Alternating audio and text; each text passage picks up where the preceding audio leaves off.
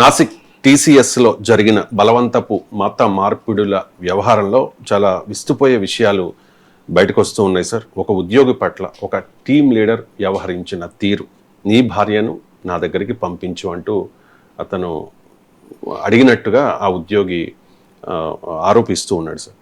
ఈ ఇష్యూ మీద మీ comment?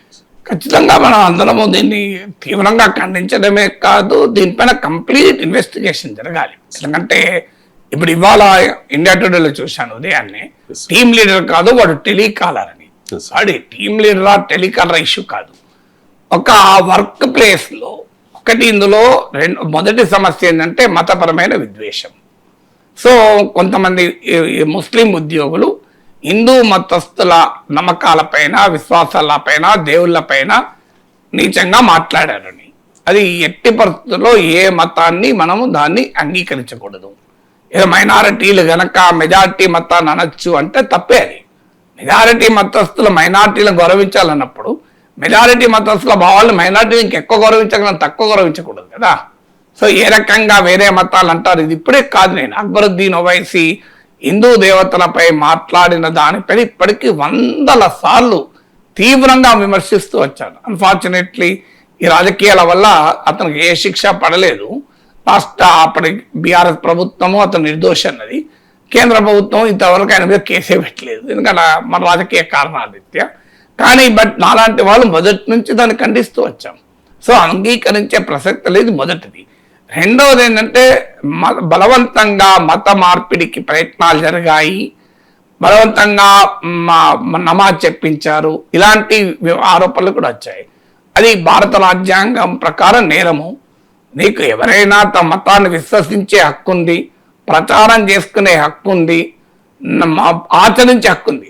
Right to believe, profess, practice and propagate religion. ఇది భారత రాజ్యాంగం ఇచ్చిన fundamental right. Right to conversion is not fundamental right. Conversion voluntarily is allowed. Conversion by inducement or fear is a legal crime. అందువల్ల ఎవరైనా స్వచ్ఛందంగా మతం మారితే వారికి ఏ మతాన్నైనా విశ్వసించే హక్కు ఉంది కనుక మనం ఏమనలేం. కానీ ఎక్కడైనా బలవంతంగానో లేదా ఏదైనా ప్రలోభాలు పెట్టో మతాన్ని మార్చే ప్రయత్నం చేస్తే అది ఖచ్చితమైన నేరము, దాంట్లో ఎలాంటి డిస్ప్యూట్ లేదు. అది మీకు అందులో ఉన్న సెకండ్ ఫ్యాక్టర్. మూడో ఫ్యాక్టర్ ఏంటంటే సెక్షువల్ హరాస్మెంట్. ముఖ్యంగా 20-25 ఇయర్స్ మధ్యలో ఉన్న అమ్మాయిల్ని అయితే భయంకరంగా వేధించారని వార్తలు వచ్చాయి. సో దాన్ని ఖచ్చితంగా విచారణ జరపాలి, దుర్మార్గులు శిక్షించాలి. దీన్ని హిందూ ముస్లిం ఇష్యూగా ప్రజెంట్ చేయాల్సిన అవసరం లేదు. ఎవరు చేసినా నేరమే. అది ముస్లిం చేస్తే స్పేర్ చేయాల్సిన అవసరం లేదు కదా. ఖచ్చితంగా వాళ్ళు అరెస్ట్ చేశారు, ఫెయిర్ ఇన్వెస్టిగేషన్ జరగాలి, అత్యంత కఠినంగా శిక్షించాలి, మామూలుగా కూడా ఉండకూడదు. సో థర్డ్ ఫ్యాక్టర్ అంటే సెక్షువల్ హరాస్మెంట్. మీకు ఈవెన్ ఒక అమ్మాయిలు కూడా కంప్లైంట్ ఇచ్చారు నిన్న. సో సెక్షువల్ నాలుగవది ఏంటంటే వర్క్ ప్లేస్ హరాస్మెంట్. అంటే తాము చెప్పినట్టు వినకపోతే, తమకు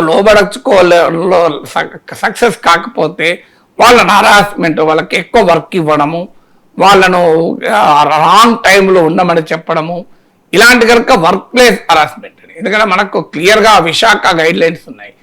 అంటే ఆ వర్క్ ప్లేసెస్లో ఈవెన్ కమిటీస్ కూడా ఉండాలి. ఆ కమిటీలో ఉన్నవాడు కూడా ఆ దుర్మార్గాన్ని పనిచేశాడని ఉంది వార్త. సో చాలా ప్రమాదకరం. TCS is one India's leading company. Tatas are known for their corporate culture. భారతదేశంలో అతిపెద్ద ఐటీ కంపెనీ అది. అందువల్ల అది ఇట్స్ అబ్సల్యూట్లీ అన్యాక్సెప్టబుల్. అందువల్ల ఖచ్చితంగా దుర్మార్గుల పైన శిక్ష విధించాలి.